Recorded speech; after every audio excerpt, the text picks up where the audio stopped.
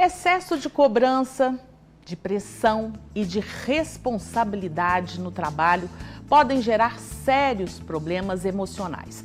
Cada vez mais pessoas estão adoecendo. Isso mesmo, a síndrome de burnout ou do esgotamento profissional já é considerada pela Organização Mundial da Saúde uma doença. E os números de casos só crescem. E hoje a gente vai entender o que é burnout de verdade. Sobre o assunto eu converso hoje com o psiquiatra Maurício Rosa. Boa tarde, doutor, seja bem-vindo. Obrigada por aceitar o nosso convite, né? Eu agradeço pela oportunidade. E vamos começar então explicando para o pessoal de casa que também pode participar aqui da nossa conversa, né? Pelo 998971000, mande aí. Se tem alguma dúvida ou se tem um depoimento mesmo, que você tenha passado alguma situação, manda para a gente. O que é burnout? Né? Vamos começar explicando para o pessoal. Burnout é um esgotamento, né? Um esgotamento mental, físico, que está relacionado com a atividade de trabalho, a atividade laboral. Então, necessariamente o trabalho tem que estar implicado nesse processo de adoecimento, seja física ou mentalmente, né? Mais no meu caso como psiquiatra. Uhum. E aí, quais são os primeiros sinais? Porque assim, muitas pessoas, doutor, falam, eu tô cansado, eu tô estressada, acontece um problema ali, outro aqui, uma semana mais do que a outra. Mas quais são os sinais para que as pessoas comecem a observar a possibilidade do burnout? Normalmente, eu costumo dizer que o sono é um fiel escudeiro, né? Ele sempre dá muitos sinais. Então, uma insônia que antigamente não era comum, uma irritabilidade também que muda ao longo do tempo, eu deixo de ficar mais tolerante com as pessoas da minha família, com os próprios colegas de trabalho, eu começo a não ter a mesma paciência que eu tinha antes. Pensar em ter que ir ao trabalho começa a ser um esforço enorme, especialmente ali final de semana, no domingo, aquele domingo à noite que precede a segunda-feira, já há um sofrimento muito mais notável que causa muito mais prejuízo no dia a dia das pessoas. Então, esses normalmente são os primeiros sinais que servem para que a gente ligue o sinal de alerta e tenha mais uma atenção voltada a essa situação. O senhor acha que a demora, às vezes, a perceber o burnout está ligada a quê? A normalizar certas situações? Como o senhor, né, no consultório, como o senhor percebe isso? Porque muitas vezes a gente vê que as pessoas chegam no limite do limite para perceberem a doença, né? Ainda há muito uma cultura de negligenciar os transtornos mentais, especialmente, né? Ou porque eu penso que vou precisar de um medicamento forte que vai me trazer efeitos colaterais, ou porque eu realmente acredito que eu vou dar conta sozinho, que não vou precisar de ajuda, que isso vai passar. Todo mundo já passou por isso, por que eu vou precisar parar e pedir ajuda por esse motivo? Eu sou fraco, né? Exatamente. Esse tipo de pensamento. Quando a gente pensa, né, nos homens, aquela cultura, né, de que o homem precisa ser o provedor, de que ele não pode adoecer, de que ele não pode deixar a família na mão. Então, todos esses aspectos, acredito que contribuem para que as pessoas vão postergando essa procura por ajuda até um ponto em que a pessoa sucumbe, cai e já não consegue mais realizar as atividades do dia a dia. Normalmente as pessoas chegam a pedir ajuda quando tudo já está mais grave e já não tem mais como lidar com tantos sintomas. Uhum. Agora, para o pessoal de casa entender bem, né, para a gente... Qual a diferença entre o cansaço normal e o burnout? Né? Estar cansado e, de repente, dar uma paradinha, descansa ali, seria o ideal, e realmente não adiantar mais. À medida que isso vai trazendo prejuízos, né, intensos, e deixa de estar ali restrito ao ambiente de trabalho, começa a apresentar prejuízos nos relacionamentos em casa, nos relacionamentos com os amigos, as pessoas começam a se isolar mais, já é uma falta de energia que não adianta mais dormir até um pouquinho, até mais tarde, eu preciso dormir o fim de semana todo e na segunda eu ainda estou cansado, né? Todos esses sinais são sinais de alerta e sinal de que já não é mais um cansaço normal, um cansaço comum que qualquer um de nós podemos ter, sei lá, depois de uma semana de muito trabalho, uma semana muito extenuante. No caso do burnout, à medida que isso vira doença, à medida que isso traz adoecimento, os prejuízos são inúmeros e como eu te disse, já não adianta mais só descansar, dormir um pouquinho mais. Mesmo dormindo muito, você acaba acordando muito cansado. Isso é sinal de que há um adoecimento em curso.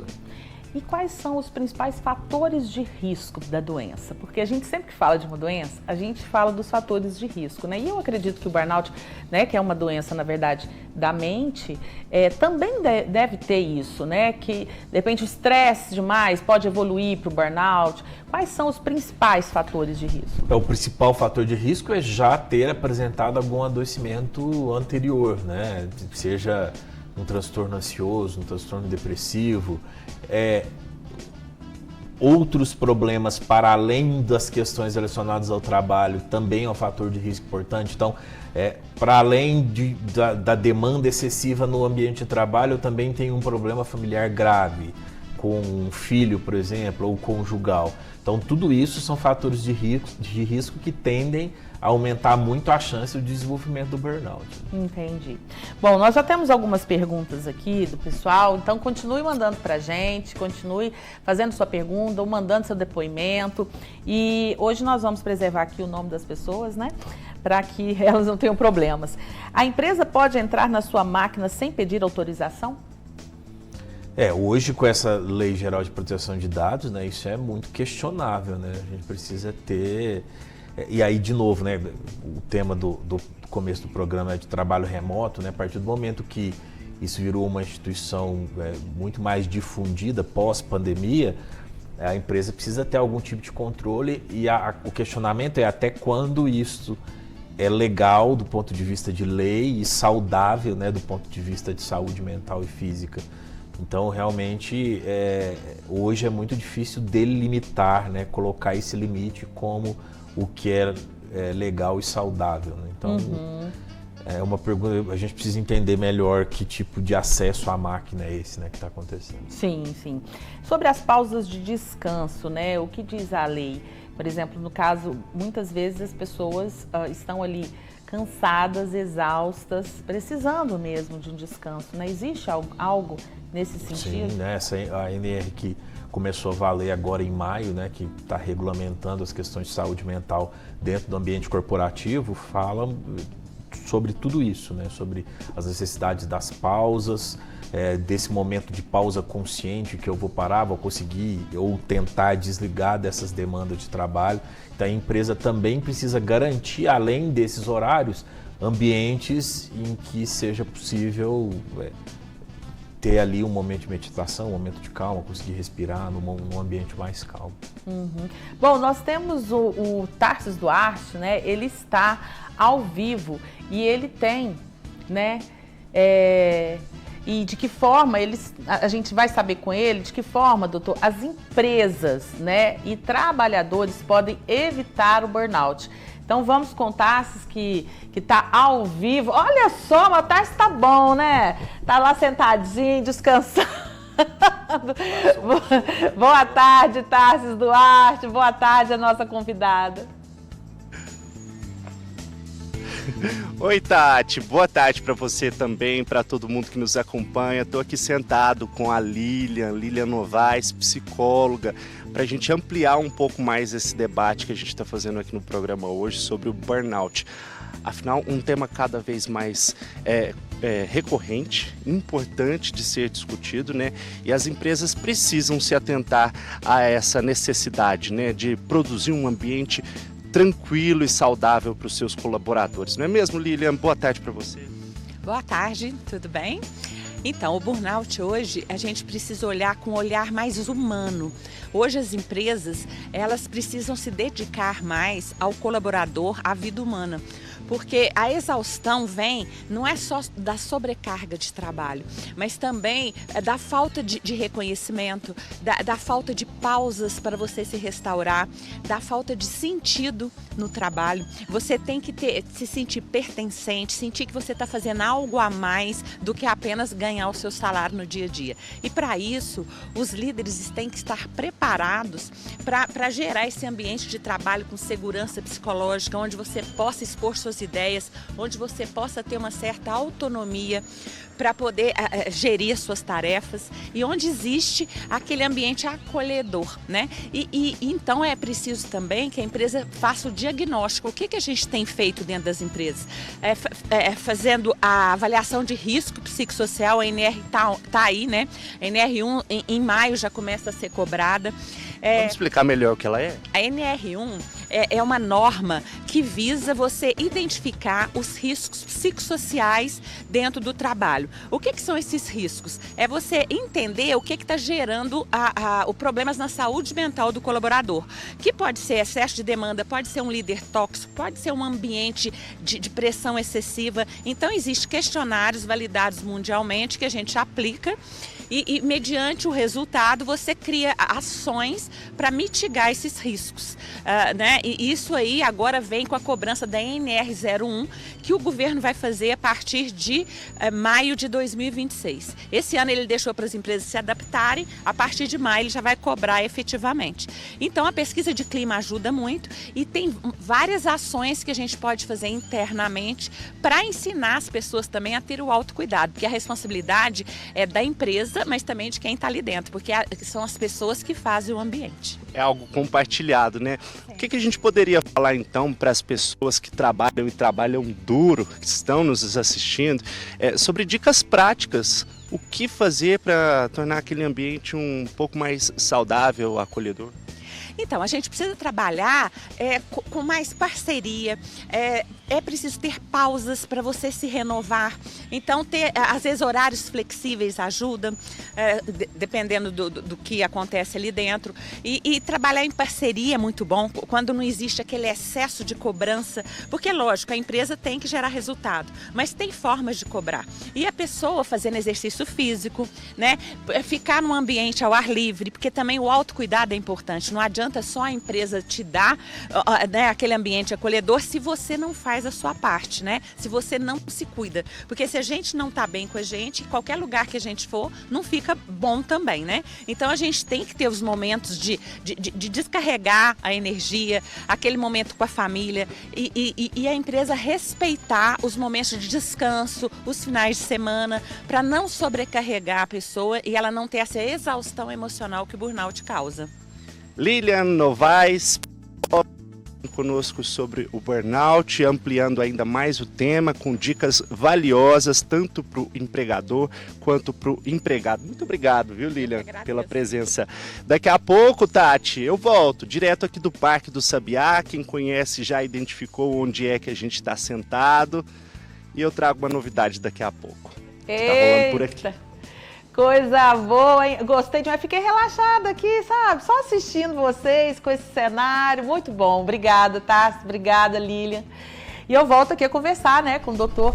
Doutor, então, é como a Lilian estava falando, né, na parte das empresas também é preciso, né, tanto o trabalhador, né, claro, quanto as empresas se alinharem, né, para evitar esse burnout que vem crescendo muito, né? Importante a fala da colega no sentido de que isso não tem que ser uma função exclusiva do empregador, né? O próprio funcionário ele precisa entender e conseguir, né, delimitar os próprios limites no sentido do que é saudável e do que não é saudável, né? Especialmente nesse cuidado com saúde mental. Então, ter esses momentos de pausas conscientes, que às vezes nem precisam estar ali delimitado no seu tempo do trabalho, mas que você consiga parar ali 2, 3 minutinhos, 5 minutinhos. Eu preciso parar. Respirar, né? Assim, mesmo que você não esteja com vontade de comer alguma coisa, mas que você levante um pouquinho, vai dar uma voltinha. Às vezes, observar a natureza, sair daquele ambiente fechado onde está se sentindo pressionado, já é um bálsamo aí de conforto, que ajuda o funcionário a lidar melhor com essa pressão do dia a dia. Nós temos uma pergunta aqui que eu achei muito interessante e muito realmente realista, que é: por que não temos burnout por ser dona de casa, mãe? É só para quem trabalha fora? É uma pergunta e tanto, né? Porque, sem dúvida alguma, é um trabalho talvez até mais desgastante do que os outros, né? Porque envolve uma carga emocional gigantesca. Então também é necessário reconhecer esse empenho aí das mulheres. Hoje a gente já tem alguns homens na função também, mas especialmente as mulheres que têm essa função de dona de casa. Uma dúvida, né? Muita gente confunde burnout com depressão. Não tem muita ligação. Não, o burnout é uma condição, nesse caso uma condição relacionada ao trabalho, que vai gerar algum tipo de adoecimento. O adoecimento gerado pode ser a depressão, mas são transtornos diferentes, né? A gente pensa no burnout como uma situação de vida que pode ser um agravante para alguma, né, para o aparecimento de alguma doença em específico. Depressão é uma dessas doenças, um transtorno ansioso, né? Sim. Tudo isso pode estar relacionado com o burnout, mas são doenças diferentes. Nós vamos fazer uma pausa na entrevista, mas daqui a pouco a gente volta a falar sobre burnout, tá? Já enviou sua pergunta ou seu depoimento? A gente está preservando aqui seu nome, se não quiser voltar, mas não deixe de perguntar. 99897-1000. A gente já volta já. Muito bom. E a gente agora vai continuar falando sobre burnout, né? Sobre a síndrome de burnout. E sobre esse assunto que eu e o doutor estávamos aqui assistindo ao vivo do Tarsis, é uma ótima forma também, né? De desestressar. De prevenção, né, doutor? Prática de exercício físico e saúde mental precisam andar de mãos dadas, né? Ninguém vai conseguir estar com a saúde mental em dia, ainda mais nessa realidade massacrante que a gente vive atualmente, sem prática regular de exercício físico. Agora, uma prática de exercício físico num lugar bonito igual aquele, aí o remédio dobrado. O efeito maior ainda. Olha, nós temos muitas perguntas aqui, doutor. Tem uma amiga aqui do Você que diz que ela anda se sentindo muito nervosa, tudo irrita ela, não tem paciência, nem para ficar conversando com as pessoas, ou seja, conversar com as pessoas já só de pensar que tem irrita. Pode ser burnout? Com toda certeza. Há um adoecimento mental aí, sem dúvida alguma. E o grande problema de deixar para depois é que a intensidade e a gravidade dos sintomas vão aumentando. Então, quanto mais cedo se procurar ajuda especializada, um bom psiquiatra, um psicólogo para ajudar nesse processo, melhores serão os resultados e mais rápido também a gente vai conseguir controlar esses sintomas. Tem uma outra amiga que falou que ela ficou muito sobrecarregada quando ela estava cuidando do pai sozinha, da casa, enfim, de todo mundo. Olha só a fala de todo mundo e acabou ficando assim. Então isso também até dentro de casa mesmo, né? A gente está falando do burnout, mas como a gente falou da dona de casa, da mãe, né? De uma cuidadora como ela no caso, isso pode acontecer. Extremamente comum, né? Eu abandono o autocuidado, o cuidado comigo mesmo, para cuidar do outro, né? E aí quando eu preciso voltar de novo para mim, eu já não tenho energia, eu já não tenho a paciência que eu preciso ter, né? Ou o comprometimento, o mesmo comprometimento que eu tive para cuidar do outro, às vezes me falta para cuidar de mim mesmo. Então, manter esse equilíbrio, acho que a palavra é esse, equilíbrio, né? Quanto mais equilibradas as relações estiverem, mais eu tenho energia disponível para lidar com todas as demandas. Sim. Olha esse depoimento, doutor. Eu tinha moto, andava o dia todo, depois eu fiquei com medo de andar de moto. Quando tinha que sair, já ficava preocupada, pensando onde que eu ia passar, como que eu iria fazer. Por fim, decidi vender, não andei mais de moto, não arrependi. Foi como se eu nunca tivesse tido moto. E ela diz aqui que ela não entende por que isso aconteceu. Ela é vendedora autônoma e a moto era essencial para ela, mas de repente ela não conseguiu mais. O medo imotivado, né? O medo sem motivo aparente é um dos sintomas dos mais comuns de ansiedade, de crises de ansiedade. Então, muito provavelmente foi uma maneira com que seu cérebro teve de lidar com esse aumento da ansiedade e como há muito uma associação, né, entre a moto especificamente, né, e Sim. risco de acidente, de insegurança, parece que é o que aconteceu e a moto acabou sendo um gatilho importante a ponto de não conseguir mais andar de moto. Olha o quanto isso pode ser transformador e por vezes devastador na vida de alguém, né? Ela que gostava tanto de moto hoje não consegue andar mais de moto. Exatamente. Talvez se lá atrás, quando tudo isso começou, os sintomas ainda eram leves e iniciais se tivesse sido feito algo naquele momento, talvez não tivesse chegado a esse ponto. Por isso que a gente insiste tanto, né? Quanto mais precocemente, quanto mais rápido procura-se por ajuda, melhores são os resultados. Nós temos aqui uma amiga que ela disse que está sentindo tudo isso, né, que a gente vem falando durante o programa, e ela cuida do neto especial, ela não se alimenta, dorme só à base de remédio, não sai de casa só para ir ao médico. Ela disse que não está mais aguentando essa vida. Olha só em que ponto, uma né, bomba relógio, né?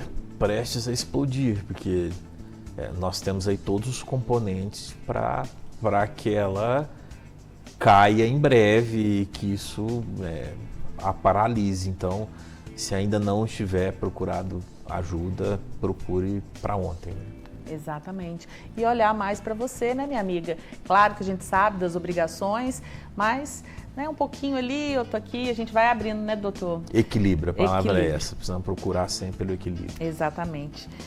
O burnout tem algo mais aparente que depressão e ansiedade, que a pessoa está com essa síndrome? Ela quer saber, eu acho que os sintomas, né? Há melhora se mudar a alimentação? Difícil. Lógico, a alimentação saudável vai contribuir para a melhora para um de corpo tudo, saudável, né? Mas quando a gente está falando de burnout, a gente está falando de algo relacionado com o trabalho especificamente. O próprio termo, traduzindo aí burnout, é esgotamento. Então, talvez o primeiro sinal que apareça, antes mesmo de sintomas ansiosos ou depressivos, é um sinal de cansaço excessivo. Então, você executa determinada tarefa e o cansaço é desproporcional, já é um primeiro sinal de que algo não está bem e talvez até preceda sintomas ansiosos ou depressivos. Outra amiga foi diagnosticada com burnout, mas não por causa de muita carga de trabalho. Ela é funcionária pública, concursada e sofreu muita perseguição. E o local de trabalho se tornou altamente tóxico. Diz ela que causou diversos males, teve ansiedade, síndrome do pânico e não conseguiu voltar para o trabalho. No sistema público ocorrem muitas perseguições e assédios, é muito ruim, gosto muito de trabalhar. Você vê que não foi a carga nesse caso, né? E sim a pressão, o ambiente, né? Sim. Assim como estar em um relacionamento tóxico, você também pode estar vivendo um ambiente de trabalho que está te adoecendo, não só pelo excesso de demanda, que é mais comum, mas um problema de relacionamento, né? Por vezes a gente passa mais tempo no trabalho do que em casa. Se você estiver convivendo com pessoas em que há uma relação tóxica, muito provavelmente isso vai ser um gatilho importante para o desenvolvimento da síndrome. Sim. Outra pergunta é: quando se tem a síndrome, a chave é mudar de emprego ou é possível no mesmo lugar ter esse cuidado e continuar na função? Eu gosto de ser muito prático, assim. Eu penso que há situações e situações. Tem pessoas que não podem mudar de emprego por inúmeros, né? E para essas pessoas é importante que ela procure mudar o ambiente e que ela procure oficiar a empresa e os responsáveis das situações que estão acontecendo. E se possível for, e se a pessoa entende que aquele ambiente ali não vai mudar a ponto de se tornar um ambiente bom para o trabalho, que não seja adoecedor, talvez também seja uma opção. Mas aí eu acho que é uma situação individual, cada um precisa avaliar o próprio contexto. E depois que a pessoa é diagnosticada com burnout, há possibilidade de se recuperar totalmente, né? Sim, com certeza. Fazendo os tratamentos. Lógico. Mudança de estilo de vida, de novo, na prática do exercício físico, os tratamentos adequados, mudando o ambiente, seja mudar mesmo o ambiente ou mudando de emprego. Então, é como ter um espinho cravado na pele. Não adianta só ficar fazendo curativo em torno, preciso arrancá-lo, né? Se a gente percebe que o trabalho é esse espinho, ele precisa mudar de alguma maneira. Obrigada, doutor. Muito obrigada por ter aceitado o nosso convite e que volte mais vezes aqui no Você.